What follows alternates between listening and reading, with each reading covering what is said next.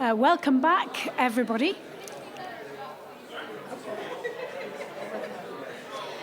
If you would like to take your seats, we'll get started on this, our final session for today.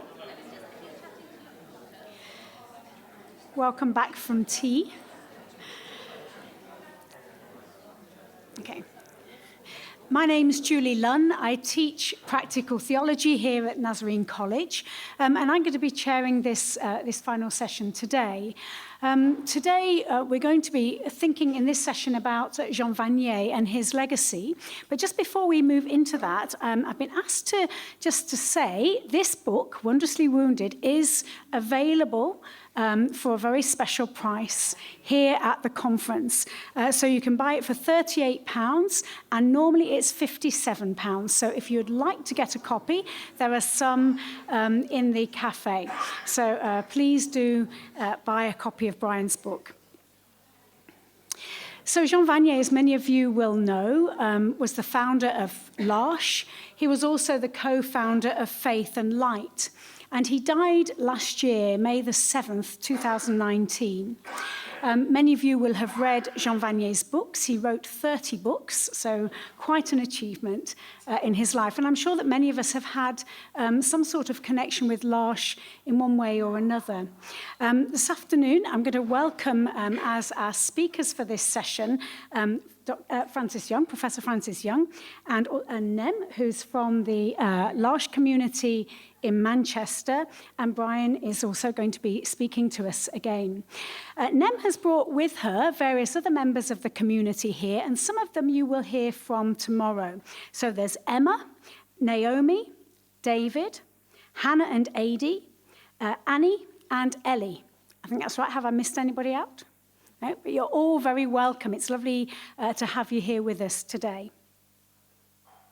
So we're going to do a similar thing to that which we did in the last session, which is each speaker has about 15 to 20 minutes, and then we're going to open it to the questions from the floor. So we'll have some discussion as well. But first of all, I'm going to ask Francis to start us off. Thank you. Thanks, Francis. Well, I understood that this was going to be focusing to some extent on community and its importance. And I simply have 4 stories to share with you. First of all, in 1997, Jean Vanier invited me and a colleague to speak at the International General Assembly of the L'Arche Communities, which was then being held in Swanwick. So I duly prepared something for the IGA in Swanwick, and the whole L'Arche community, international community at the General Assembly was so welcoming.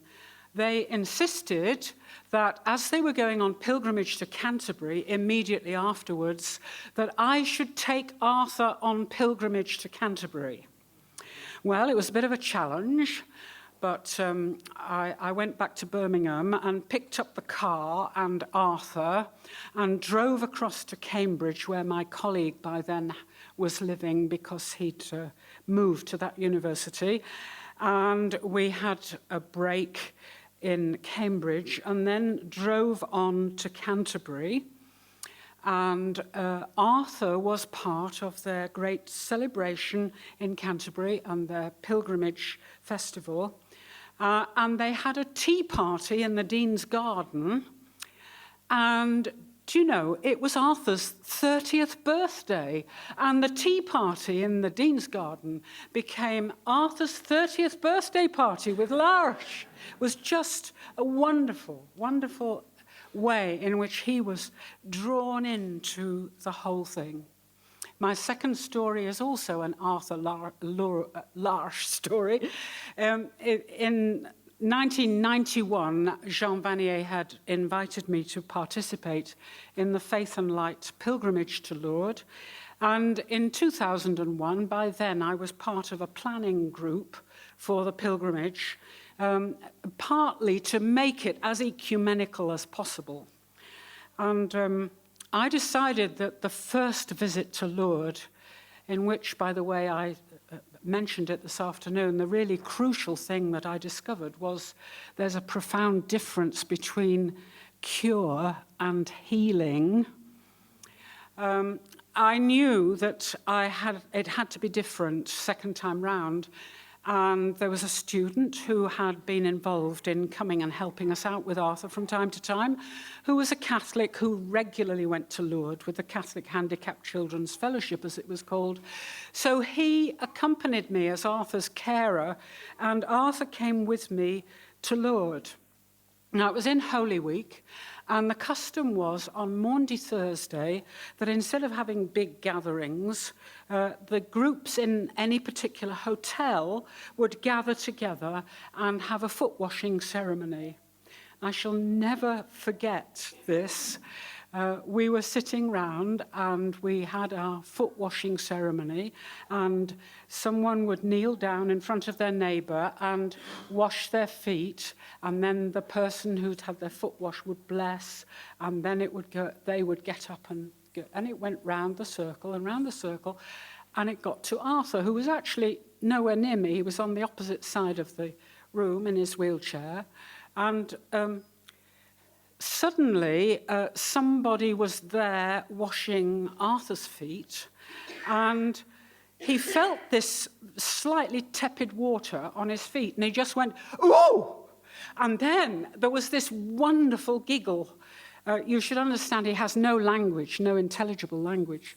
And this wonderful giggle just lit up the entire room. It was a very special moment, again, where community in that foot washing ceremony was just beautiful. My third story is from one of my many visits to Trolley-Breuil, which is the original L'Arche community in France where Jean Vanier lived. And fairly often when I was there, they would suggest that I would spend an evening at La Forestière, which is the foyer with the most severely disabled people living. On one occasion, Jean Vanier said in our little group, he said, "You know, Mother Teresa said, you go through stages. You start with repulsion, and then you move to compassion, and then you move to wonderment." You know, this is Brian's point too.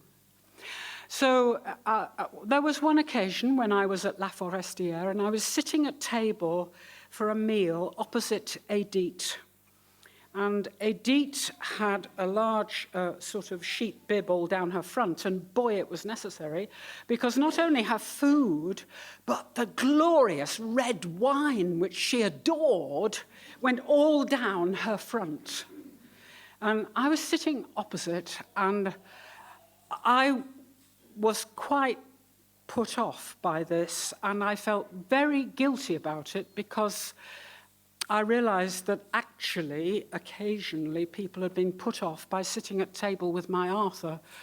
And then, sometime later, I was visiting again, and after the meal, I was sitting on the sofa with Edith for their prayer time, and Edith was doing this sort of thing all the time, and it was then that I moved from the repulsion to the compassion with Edith. And then sometime later, I was there again, and Edith had just died. We paused our meeting to go to the most extraordinary wake. A hall full of people, bigger than this. All of them gathered to remember Edith. And person after person got up to the microphone to remember Edith, to tell stories of all that Edith had meant to them. It was all in French, of course, which was a bit challenging, but the whole sense of what Edith had meant in the community was extraordinary. And after that, a small group of us went back to La Forestière, and in the little chapel, Edith was laid out. And we stood in silence, and there she was, laid out, surrounded by flowers and utterly at peace. The wonderment. My final story is not actually about L'Arche, but a different community, the Othona community, which was founded at the end of the war by an Anglican priest to bring people who'd been in conflict together. And so there were German students every year visiting the community, and the community camped out in an old army camp on the east coast of England, which was right at the site of the old Roman fort of Othona, which is why it was called that. And out of the stones of the old Roman fort, there was built St. Peter's on the Wall, which is one of the oldest places of Christian worship in England. And it's just a plain, simple stone chapel, St. Peter's on the Wall. And every morning and evening, there would be prayers in the chapel. And Arthur was with me. He was then a late teenager. People would help hump his wheelchair all round a ploughed field to get it to the chapel, and he'd be there in the worship. Now, in those days particularly, he was very noisy at times, especially when there was an echo. And this stone chapel was a wonderful echo chamber. So there was this particular evening when the German pastor said he had planned that evening they would simply worship in silence. But with Arthur, there was no silence. So he said, we will create silence by singing psalms. And rather like the Iona community, the Othona community has their own psalm book. So we sang, and they had flutes and guitars and all that. That was where the music came from, and everybody singing. And Arthur absolutely loves music, so he was totally silent all through. And we came to this particular one, which I'll try and sing for you, though I feel a bit froggy today. I am too little, Lord, to look down on others. I've not chased great affairs, nor matters beyond me. My soul's a new-fed child, at rest on the breast. My brothers love the Lord, both now and forever. A version of one of the actual psalms in the Bible. And as we sang that simple psalm, it seemed as though Arthur became the Christ figure in our midst. When I was facing up to Arthur leaving home to go into residential care and feeling very distressed, Jean Vanier said to me, Arthur is your gateway to God. Othona was where I first discovered it.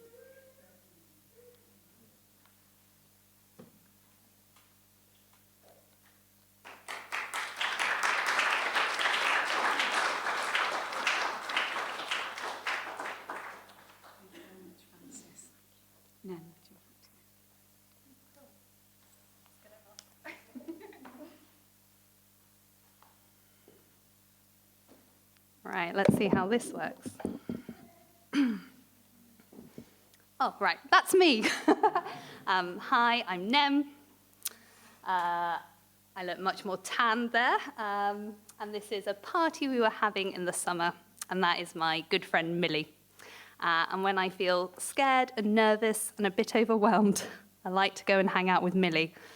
She's a shameless flirt, and she's got a really overwhelming, cascading giggle, and it feels good to be next to her. And she's not here today, but I have other beloved members of my community here. There's Karen and Emma, Hannah and Adi, Naomi, Ellie, Annie, David, who I can't see, but I think is here. Hi! And marvelously, Emma and David and Naomi are going to be leading you in a much more interesting workshop tomorrow where you'll get to do things. So apologies, that's tomorrow. You've got me right now. So I'm Nem. I've been part of the Manchester community for 7 years. And I started off in L'Arche in Edinburgh 12 years ago when I left Durham University, graduated, and went to L'Arche for a year. My mum was a little horrified and cried apparently all the way home. But she's Brazilian, so she does that. And I've left L'Arche, and I missed it too much, and so I came back. I ended up in L'Arche really by accident. Like I said, I did history. But I got interested in intentional faith communities while I was at university, and as a naive 21-year-old, wanted to save the world. I've learned a lot since then, and a group of us used to meet in a pub. We were people who loved Jesus but found church really hard, and we wanted to talk about God and faith and justice and community. And so one of them said, "Have you ever heard about L'Arche?" And I hadn't. So I read about it, and actually I read something by Jean Vanier that made me cry. And so I went to visit L'Arche in Edinburgh, because it's my nearest community. And in the midst of the chaos and spilt coffee and a bit of swearing, I decided that this was where I needed to make my home. And so I did. And I'm not really going to talk a lot about Jean Vanier today, not really at all. What you're going to hear is a bit about my experience, because my belief about L'Arche is that it is an experiential thing. It's something you live and you learn. It's an embodied theology, even if I'm not always sure what that means. And so really, I'm just going to be talking about why I think the church needs L'Arche. And you can also just substitute church for the world. I'm really biased, shamelessly biased. And so this will mainly be an opportunity and an excuse for me to show off photos of some of my favourite people, taken by one of my favourite people. And some of you might recognise Leon, who's there in the back, who is very clever and came and did some research on L'Arche, and we just made him come to parties and do the washing up, so that was fun. And I'm also not pretending that L'Arche is perfect. I mean, I am a shameless cheerleader for L'Arche, but we're not. Sometimes we're really rubbish, and sometimes we get things really wrong, and sometimes we hurt each other. But I think that is about being human. And I think that in the last 50-something years, we have learned and lived some stuff that's really important, and that I think it might be worth sharing to the church and to the world. So here are my things that I think L'Arche has to teach the church and the world, and things we're still learning. Welcome as a sacrament. Let me get to my slide here. I'm not a theologian, and so I had to Google what is sacrament to make sure that I wasn't going to say anything heretical, because I was slightly worried. If I am saying something heretical, I'm sorry. It's been a long time since I did A-level theology. And Wikipedia, that well-known academic text, defines sacrament as a Christian rite recognized as of particular importance and significance. Many Christians consider the sacraments to be a visible symbol of the reality of God, as well as a channel of God's grace. Sacraments signify God's grace in a way that is outwardly observable to the participant. So, yeah, I'm claiming welcome as a sacrament. And this is something we do a lot of in L'Arche. When new people come, we write handmade signs on their doors, and we make cards, normally at the last minute, because we're a little disorganized, and we place a chocolate on your pillow, and we say, "We're really glad that you're here. Thanks for being part of us." We like to invite you round for tea. If any of you would like to come round for tea, please do, not all at once. And if you come round for tea, then Zoe will grab your hand, and she will take you on a whistle-stop tour through the house, all her highlights, and you will finish up at the moment with a dance party in her bedroom. She's really good at welcome. We like you to come round for cups of tea.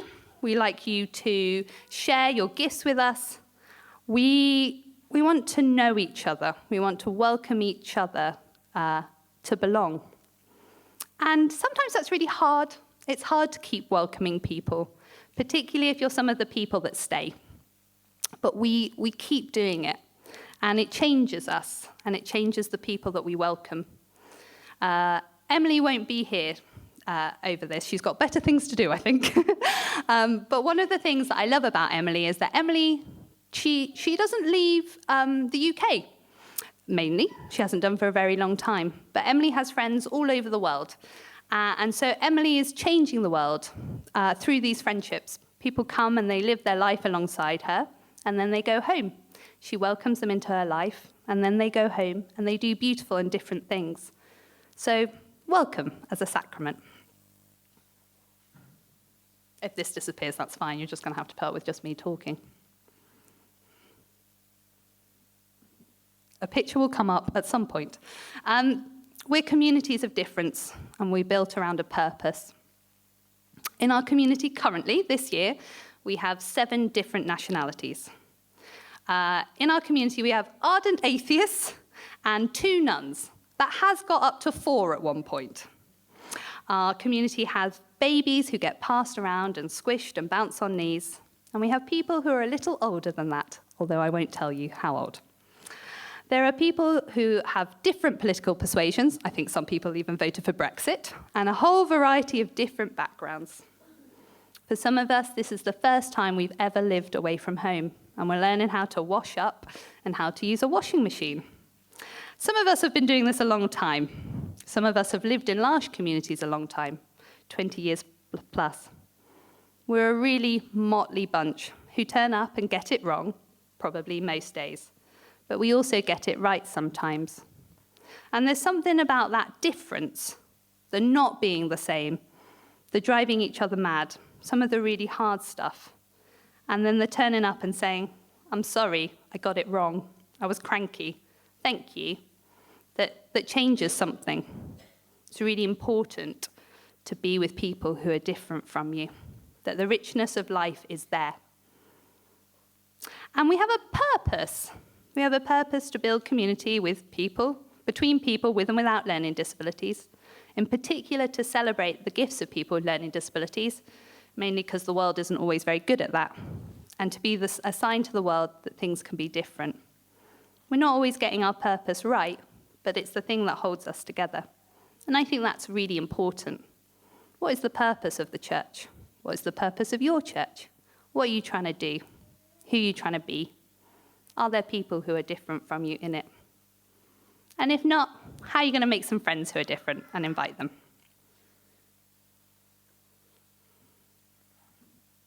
Shared vulnerability. And we're not really talking about brokenness, actually. I think vulnerability is a word I like a bit better. In community, particularly if your bedroom is on the same hallway as somebody else's, when you're living life in close proximity, when you're having to bump into each other at 7:30 in the morning or 4 a.m. when somebody, isn't able to sleep. We see each other at our worst and our best. It's a line I use a lot, but I find it to be really true, which is that I've lived my best moments and my worst moments in L'Arche. Our lives are woven through with each other's. We end up belonging to each other. And on good days, we choose to show up and show ourselves. It's really hard to maintain a pretense in L'Arche. There's a funny way that people prod at it. And so there's this vulnerability where I tell you what scares me, and you'll probably tell me what scares you, and we'll try and be brave together. I think large communities, and this one really is about me, provide a space and rituals for the lost, the bitter, and the wonky of faith. Like I said, when I came to L'Arche, I was a hippie kid who was in love with Jesus. And some of that is true and some of that is different. And some of it is really complicated. I don't always know what I think anymore or where I land. But I really remember this point years ago when I went on a holiday to France with a group of people who I'd attended a little Christian youth camp with and grown up with, really. And we had landed in really different places in our faith journeys. We had wildly different faith expressions at that point. And just kind of naturally, we sat round and each shared one in turn about what we thought God was, what faith is, and what church could be. And it was just a really incredible moment. But somebody said, I wish church could be a place where you could still go when you stop believing, and the faith of others could hold you there. And that has resonated in my heart ever since. Because I think often church is a place that you feel like you can go when you know what you think, or maybe you're wobbling a bit. But what about when you don't? What about when you're bitter or lost or angry? What about when your faith is wonky and you just don't fit anymore? What happens then? I don't go to church, but I do go to L'Arche, and that's what I found. That L'Arche, as an ecumenical interfaith that welcomes people of all faiths and none, means that there is a space for a wonky, bitter, not always, person like me when I'm feeling lost. And that there are rituals that hold me there. The faith of other peoples can hold me there. So when we light the candle, when we hold hands and we sing before grace, when we pull off our shoes and smelly socks on Maundy Thursday and wash each other's feet and try not to giggle too much as it tickles, there I'm found. There I can belong. L'Arche is a place that holds me because those people hold me, and I don't have to leave when I don't know what I think. And so, yes, this is a bit of a homage to L'Arche and a love letter to L'Arche, but actually, what I think the church really needs is people with learning disabilities, to be honest. Sometimes we can idealize L'Arche communities, and we can idealize the structure that it is. But actually, L'Arche is just a place where people with and without learning disabilities spend time, and that's not magic. And I really think that the church needs people with learning disabilities in it. And I know that there are churches that have people with learning disabilities in it. We go to them. And I also know how they have been shaped and changed and grown because of the people who go there. And I look at my own life and the way that I have been transformed through my friendships with Jonathan, George, Lou, Zainab, Millie, Crispin, Emma, and other people, and how much deeper and richer my life is for that. And that happened in the context of L'Arche, but it happened because of the friendships with those people. And I think Naomi's going to be touching a bit tomorrow about the situation that lots of people with learning disabilities find themselves in the UK, and certainly abroad, but I know best the UK context, where people are often isolated and lonely, victims of hate crime, and have all of the kind of health implications when you're an oppressed minority group. And I think about how the church needs people with learning disabilities and how many people with learning disabilities there are who are ready to be invited into the church. And I wonder how we can do that a little bit more, so that it isn't about Jean Vanier, and it's not even about L'Arche, but it's about creating the spaces where we get to be changed by each other. And then I've got 2 more nice photos. That's Zainab and Diane. And that's Teresia and Emma. Thank you very much.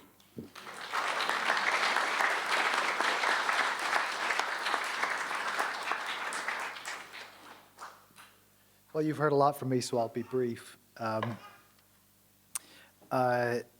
And also tell a handful of stories. The first time that I had direct contact with L'Arche was at Trolli, the sort of birthplace of the movement. And one thing that struck me very powerfully was they had a chapel there, and in worship, all sorts of things were going on and were totally commonplace.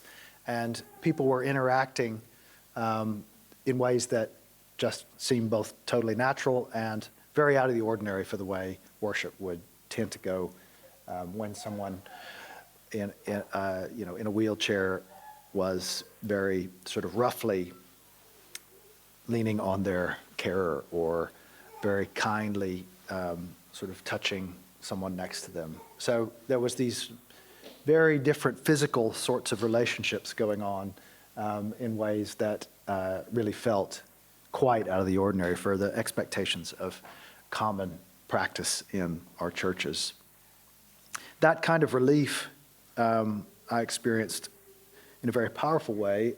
Several years later, I'd wanted to take the whole family back to meet Jean Vanier and to visit L'Arche, and we actually had some friends there. By a point that we were on a sabbatical in the Netherlands, which had turned out to be very stressful, especially for Stephanie, not least because the Dutch ride bikes all over the place, and Adam wasn't necessarily clear where the bikes were coming from, so we were constantly worried he was going to get hit, and trying to find our way into the support infrastructure, and Stephanie especially had been feeling the weight of the gaze upon her as she tried to negotiate all of that stuff in a foreign country. And we had quite seriously discussed just heading back to Scotland and cutting the sabbatical short. And I said, well, let's do that after we go visit L'Arche in Chorley. And Stephanie found it so immensely relieving to be in a place where not only was Adam and the way our family works taken as normal, but because it's L'Arche Chorley is an aging community, Adam was a celebrity. He was 20 years younger than everyone else, and they could not be more pleased to have kids around. And so we were treated to a grand time and lots of the celebrations of the type Nim has just told us about. A last story. Being in the business, I was invited to Jean Vanier's Templeton Award in St. Martin's in the Field Church on Trafalgar Square a few years ago. And found it intensely uncomfortable because the Templeton organization, I'll probably get sued for saying this, but it's a very sort of American business, big money kind of universe. And they were using terms to describe his life that would fit very well with someone like Elon Musk or Steve Jobs. He's an entrepreneur of the spirit. He's a leader in innovation in caring communities, and I was, there was like steam coming out of my ears. And he walked up there and he said, I'm here for these people. I did it all for these people, and they're going to come up here with me, and we're going to have a sort of communion type service. And his ease and comfort cutting through all of that has always been an inspiration to me. And so I've had those type of experiences, and as an academic theologian, the thing that's most stuck out to me is the way that Vanier built an institution or articulated how institution should hang together, in which what are called the core members really orient and become the authority in how things get negotiated. And I can recommend one of my students wrote a book that has a very similar title to the comment we just had, Welcome as a Way of Life, Benjamin Wall, A Practical Theology of Jean Vanier. Not much theological work has been done to kind of extract how he described what he was doing, but Ben Wall said he was trying to build patterns of interacting which didn't let us run over those with the quietest voices. And I've had subsequently the chance to go to the World, it's the World, you guys have, I'm sure you've been there, the World sort of decision-making body in L'Arche. I think it's the, I'm forgetting the term, but it's like the oversight committee. And they have, there I learned that they have unbelievably interesting ways of making decisions. Right? They use art, and they take time, and they use sort of artifacts, and you pick the artifact that you think of when we're discussing this theme, and together we come to a vision of where we should be headed on this particular decision.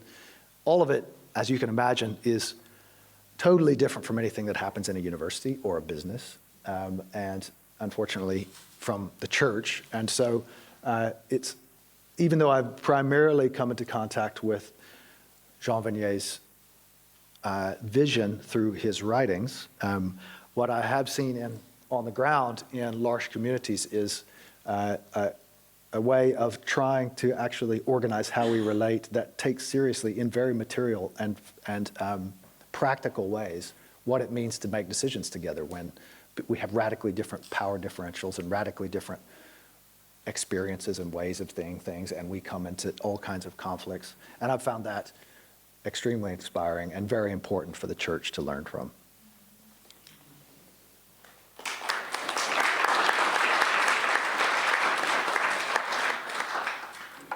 Well, thank you to all three of you. It's wonderful to hear the stories and to get a little bit more in touch with Lars and what you're doing. I'm going to suggest that we have about 5 minutes or so now talking to the people around you. It may be that you have questions, it may be that you have comments that come out of what you've heard or out of the conversations that you have. But just about, if you want to turn to the people sitting next to you, just for about 5 minutes to talk about what you've heard. It may be in this session just now, maybe from earlier in the day, and then we'll have some question time after that. Okay, folks, it's wonderful to hear such a buzz of conversation around the room. I don't really like to break into it because it seems to me as though there's some really rich conversations going on around the place. But we've got about 25 minutes now for any questions, any reflections, any comments. You might want to direct them at any of our speakers, or you might have something that you want to share from what you've been talking about. Okay, so feel free to head to a microphone if you would like to ask a question or make a comment. Thanks.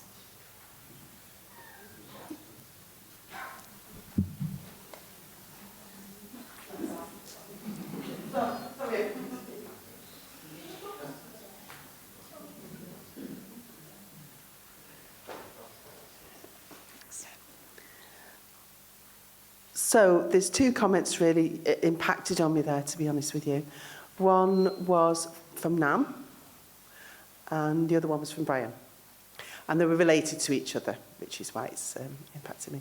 Brian mentioned that L'Arche place that to him felt normal. You got there and your family just felt, oh, thank goodness, this is accepted as normality. And also, the general point about community, I find that really important as well. Now, myself and my colleague are here. That's our experience as people who go to deaf church with other deaf people. It's the norm. Deaf people say, I'm not disabled, because they don't like the label of being disabled. So they'll go to deaf club. We're normal. Everyone can sign. So why are we different? We've got our communication. So, I mean, you know, I could tell lots and lots of stories about how we do and don't feel normal in different situations. However, we have deaf church and we have a deaf community. And so I wondered what, you know, other disabilities, people with other disabilities have that positive impact and whatever that means to them. So it's really, really important for us to use that word of community because that's one that's very, very strong to us. Thank you very much. Does anybody want to comment? Did you push that over in my direction? Yes. I'll only take this because I have a student that we've already spoken about who is a deaf minister in a large Pentecostal African-American church in Los Angeles and has taught me a lot about all of this. And I think it's an interesting case of people identifying as like one another and yet not wanting to call themselves disabled. So that's one of the themes that I talked about this morning. And I think it's important not to force that label onto them. And all I would say about the theme of community is I think it's a beautiful thing when people who have to fight against all kinds of infrastructural and cultural barriers in their daily lives can come together and share in that. But deaf churches face a kind of second line of problems when they become parallel communities or communities within the church. And one of the things that I found terribly fascinating to talk with this, it's called Deaf by God. It's the kind of deaf congregation within this black megachurch in Los Angeles. I said, how do you understand yourself as relating to the larger congregation? How do you think they see you? How do you see them? And Lorraine, their minister, she's not deaf, but she's a professional interpreter, she sees that at the same time, the deaf congregants want to say, we are congregants like everyone else here. And yet the pastor says, there'll never be a deaf person preach in my pulpit. So the question about how the obvious good things of people gathering together who face similar issues in their lives on the day-to-day basis in the church, which is obviously a good thing, how that relates to how the church sees itself, I think is a very important and ongoing struggle. And again, one of the reasons why L'Arche is so important is that in my experience, they've really developed quite a few very practical procedures for sort of working through what's going on and what the conflict is, and without... I'm from Nottingham, and we have 2 faith and light communities there. We've also just got established as a L'Arche Nottingham project. But thinking about faith and light, one of the things that quite often people say to me, why do you want something separate? Why aren't we trying to encourage churches to be welcome and inclusive? And I think it's both. One of the things that we've done with my faith and light community there is actually we have gone round to different churches in the district leading worship. And I think what Francis says, it's about meeting. And the response is just phenomenal as you get the whole community leading worship. It wasn't me, it was the whole community leading the prayers, signing, doing the dramas, or whatever was happening. And it was opening the eyes to people. I think one of my real sadnesses has been that people say, wasn't that wonderful? But then don't do anything about it. Because I've said to them, say, in your community around you, there will be people with learning disability waiting for a welcome into your church. But then the church has got to look at, well, what does it mean to welcome? If all you do is give out books and expect them, where do you look at your worship in terms of accessible worship in all kinds of ways of it being developed? And so I think, but the faith and light community is a place, it's a safe space for both parents and for the people who come, where you've got time to listen, time to get those close communications going, time just to be with people without the busyness of church. So for me, I think we need both faith and light and organizations like it, but it's a challenge to our churches to look about how do we welcome people with learning disabilities, and what does that mean to look at our church life and worship. Anybody want to comment about that? I just agree, yes.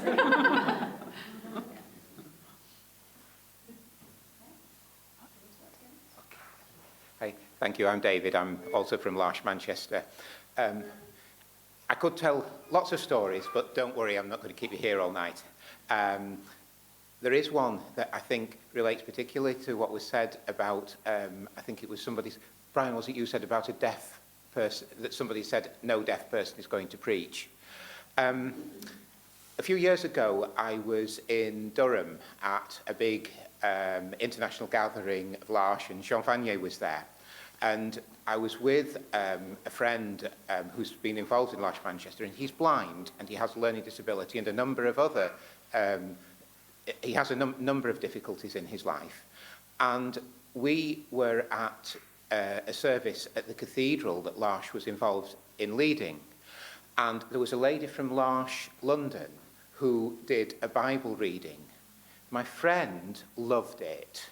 One of his complaints is that so frequently he goes to church, and what happens is that people mutter like that. I better say it loudly. People mutter when they're reading scripture, and he can't hear a word. And if he talks about it, people say, oh, well, we've got Bibles in the pew, or we've got the readings written out. a Bible, a missal, a little thing written out. That's great when you're blind, isn't it? So this lady, she did something that you're told when you're reading, put some feeling into it, bring it out. She couldn't do that. But what she could do, she said one word at a time, and this was the speed she spoke at. And it was monotone. And it was perfect for my friend, because he heard every word and he had time to process it. So I want to see people like her reading in church. Thank you.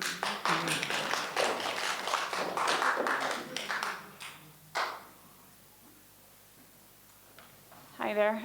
So this is a question, but before I ask the question, I thought I'll just give a little bit of background to why I'm asking a question. So for just 2 weekends ago, I was with my church and we're trying to move towards creating a sort of similar L'Arche community in church. And I think the process of that is going to be very long and drawn out, but I think the beauty of it is something that's worth that long and drawn out process. I think the beauty of L'Arche and the way that it can be a community, the way that all can be welcomed, the way that you can be free to not know, but to be in the situation and to be accepted and to be welcomed is beautiful. And so I think when I've seen in churches across Scotland something of that freeing community with disabilities and not having disabilities working together, it's powerful. There's something of, I think, the spirit in it, and you can just sense that God is moving when his people work together as a family. And so I love that.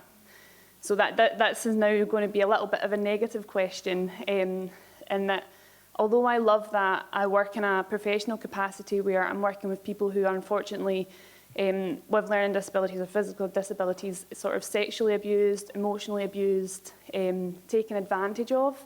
And I just think, how do we get to create those communities in a safe environment, because we are welcoming vulnerable people into leading into this, to being part of the community into this. And I think the risk for exposure is something that I grapple with, and I think, well, how can we create these in a safe environment? So how does L'Arche, that would be maybe my question, sort of tackle some of these potentials for risk? All right, I'll give that a go. I think what's really important was that L'Arche in the UK was founded by Therese Vanier, and that seemed to be a real starting point of reaching out to professionals. So this idea that being, a bit like I said at the beginning, I wanted to save the world, and that's lovely, but also not very useful most of the time. And so I think what Therese was saying is that it's not good enough to be a do-gooder, that actually we need to be reaching out and engaging with people who are professionals, who have professional skills, things to teach us, things to tell us, things to show us, and that some of the things we won't be able to do. And so I think that began the journey of competency. It's one of the big things we now try and talk about in L'Arche. And we were just having a conversation about what does it mean to be inspected. And I think one of the things we try to say in Manchester is that it's good. It's good that we're inspected. It's good that we have things we have to adhere to. It's good that there are external eyes on us, because if we are not a good service provider, we are not a good community. You can't love people well and not support them adequately and properly. That's not good enough. And so I think it's about being really realistic about what you can offer, and to say, well, what are the things that we don't have? Where are the ways that we need to get professional input? What are the risk assessments that we need? So some of taking on the responsibility that just loving people isn't enough, actually, and that there are things that we have to know to do things well and safely. And trying to be also realistic that L'Arche communities or communities are not for everybody, and that there will be people who will come who will not stay, and trying to own that a bit, and there might be different structures or other communities or better ways of doing it, that L'Arche isn't the answer to everything. So I think about Naomi, who's here. I'm just going to plug my community. And Naomi's a speech and language therapist. And so Naomi creates incredible resources of a really high level that help us do lots of different things. And I didn't know anything about speech and language therapy until I joined L'Arche Manchester. And that has transformed the way we do things. And it's transformed the ways we do things in terms of worship and prayer and being together and information sharing. But it's also transformed the ways we help people navigate their day, to reduce behavioural distress, to look at why is something not working. And so I think my big thing is to say we have to be resourced, and we have to be learning, and we have to be open to not being the experts. And we might be experts in some ways, but that there are other people and other resources out there. And also, I guess also really listening to the people themselves. What are they saying? What do they need? Are they happy? What's going on? Anyway, that's a bit.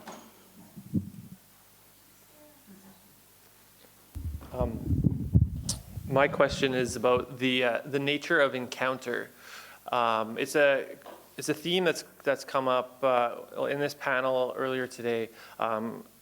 Professor Young, you talked about the move from repulsion to compassion to wonder.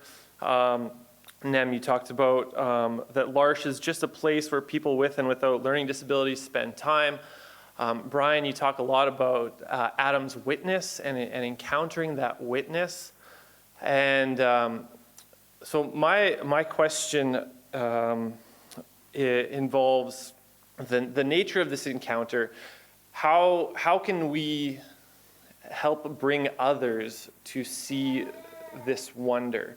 Because it's not always the case that simply to encounter someone with a disability results in wonder. Brian, the example that sticks out to me from your book is the example from the pool at Duke, I believe it was. Or even on a more personal note, I worked with people as a disability support worker who did not enjoy spending time with the people that we were supporting. So simply encountering someone does not always lead to wonder. So I'm wondering about how we can help others, those of us who have been led to the place of wonder, how we can help others to come to that same place as well.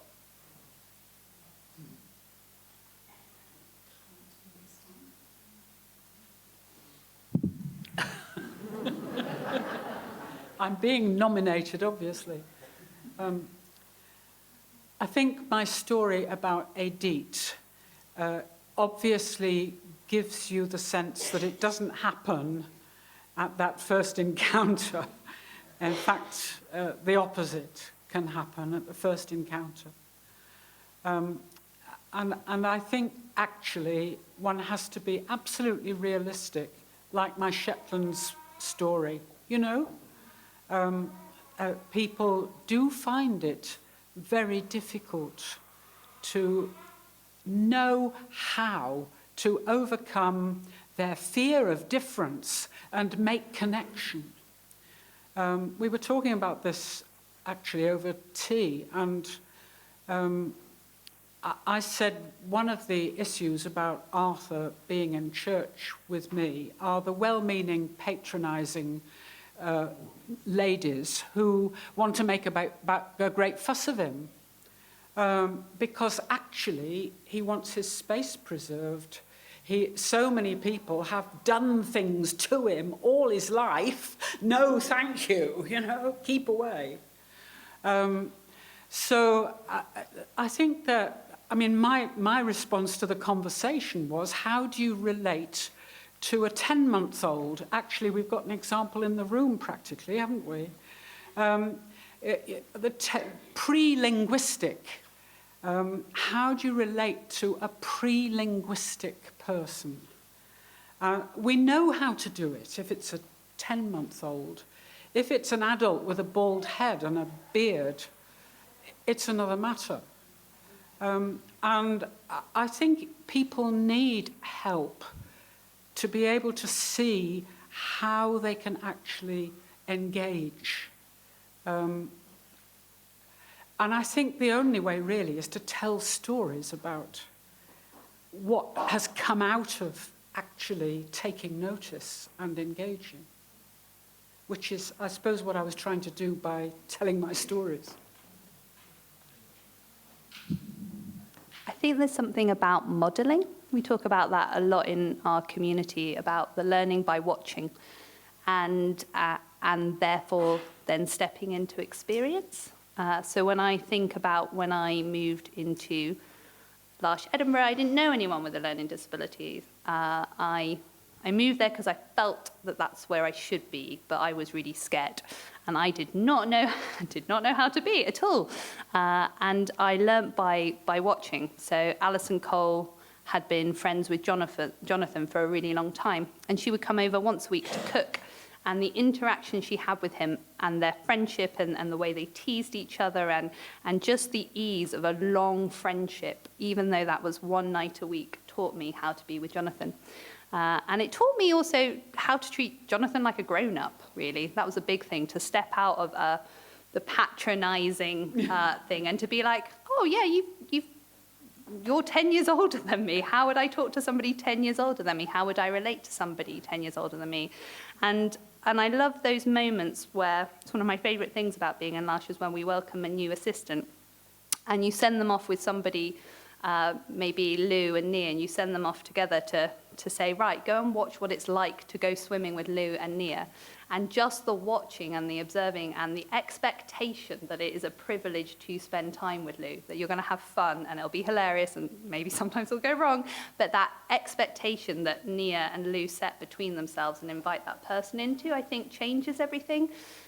And so one of the things I think we're trying to think about a lot, and that's going to come out tomorrow and has come out of our mandate, is self-advocacy. So also, how are we allowing people with learning disabilities to live in an environment and a culture and a space where they get to do the inviting and they get to do the telling and they get to own their own gloriousness? And that's interesting and challenging and quite hard. And I'm thinking about Lou, who was one of the last pictures, and we went to the Manchester School of Nursing, and Lou is non-verbal, she has 5 words, one of which is sausage, it's brilliant, and she signs, she's got her priorities right there, and she signs, and they're very much her own signs, and we didn't know how it'd be. It was 300 student nurses, and she got up on that stage and talked about, or signed about, what do I want in a nurse, what makes a good nurse? And just her owning of herself and the owning of the stage and her own importance in that just transformed that space and transformed people's expectations of Lou. And I wonder if sometimes, how is it that we can just be with people that means I get out of the way and that person gets to be like, here I am, aren't I great?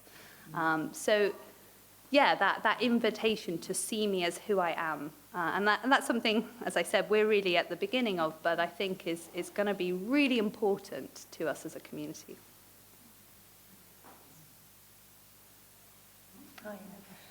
So my question echoes the lady over there about a little bit about safety, and one that we had on an earlier time today about the kind of charismatic theology and stuff like that. And so 2 days a week I'm a Senko in school, and 3 days a week I'm a Baptist minister and run a church that looks very different from any other church that I've ever been to. We open 3 days a week, it's all around arts, and then our gathering is everybody from people with learning difficulties up to artists that come get to share together, and it's one of the most beautiful times.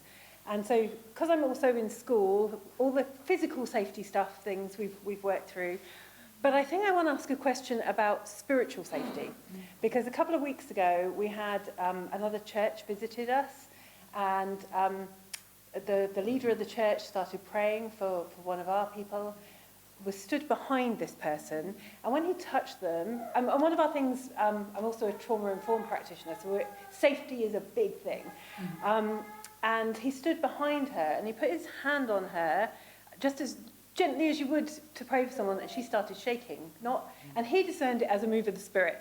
It wasn't. But because he was stood behind her, he couldn't see her face. And he carried on and got really into it, and I ended up stopping him. And I also, during the week, ended up, me and my husband, who lead together, publicly in the group, apologising to this lady and saying, I'm so sorry, we didn't keep it safe for you. But I just wanted to, and it could be through personal experience or through community experience, but just wanted to ask that question of spiritual safety. And it, obviously, through disability, there's a whole level of cognition as well. You've got people who are non-verbal and little understanding, but people who have understanding and asking questions. And obviously, we have our own theology, and we're there as a carer, but equally, I don't want to put my own theology on them because they're a person themselves. So how do we go about keeping them safe in spirituality? I haven't spoken for a while, Brian.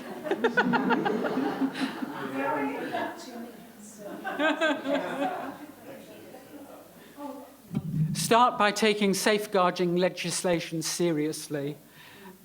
Some people in some churches are very resistant to the whole safeguarding thing, and actually you do have to take it seriously. I think what you described was really beautiful, that you knew that person and you observed them, and from what you knew of that person, you were able at that point to advocate for them. And I think there's something about, it is a bit murky and it can be really tricky, but how do we create spaces where people are really known? And so you get that sense of, actually, I'm not sure that's in line with that other person's decisions or what they would normally think, or and having those kind of conversations. And again, I think particularly with people who may be able to communicate less or who have less capacity about things, we talk a lot about building circles of support, and that can be a safe checking mechanism so that it's not one person making a decision on behalf of somebody, but to say, when we look at this collaboratively together with that person right in the centre of that, what do we think? What is coming out of that? And similarly, legislation like the Mental Capacity Act and the Best Interest process, all of those things are really empowering things that place somebody at the centre and say, what would be in their best interest if they can't communicate that, if they don't have capacity around that? And I think prayer for healing is it's a...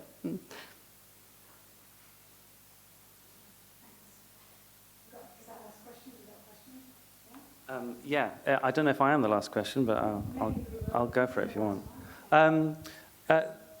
I'm interested in the ideas of movement and the ways that you talk about community and people, they come and they go. And it made me think of an example from mid sort of 18th century through to early 19th century of Martha's Vineyard and the sign language that existed on Martha's Vineyard, the island, and that there was about 1 in 150 people was deaf. And so within Martha's Vineyard, everybody learnt to sign.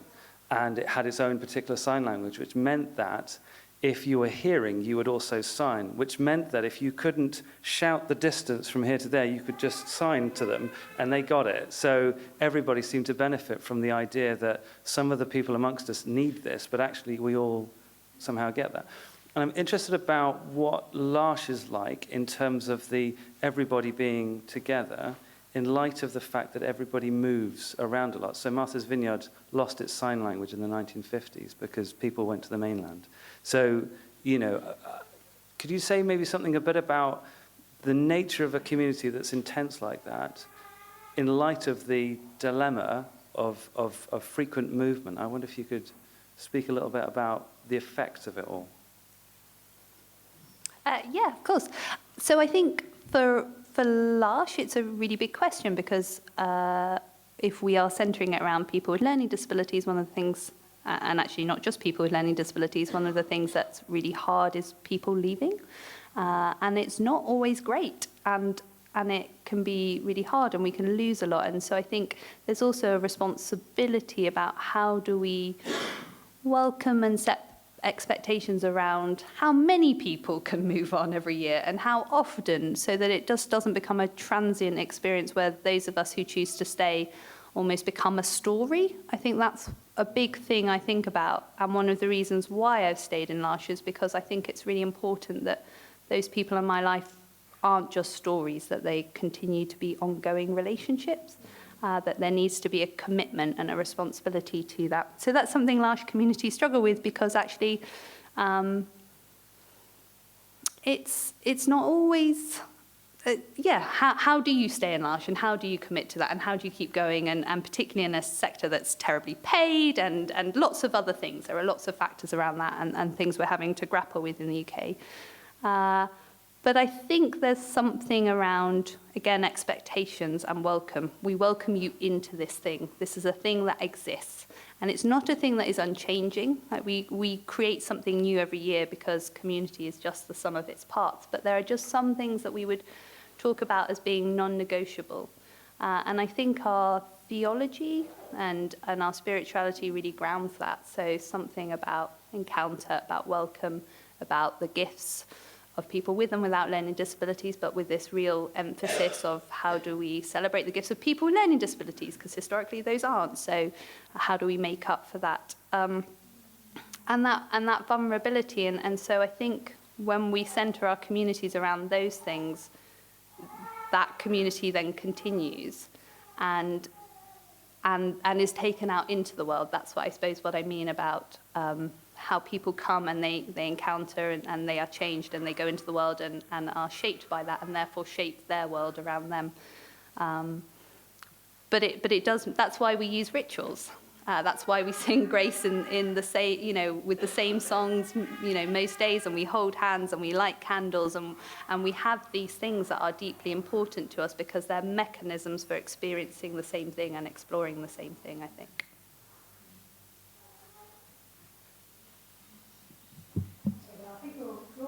Session to a close now, but just to say thank you once again to Francis, Nem and Brian. Let's show our appreciation.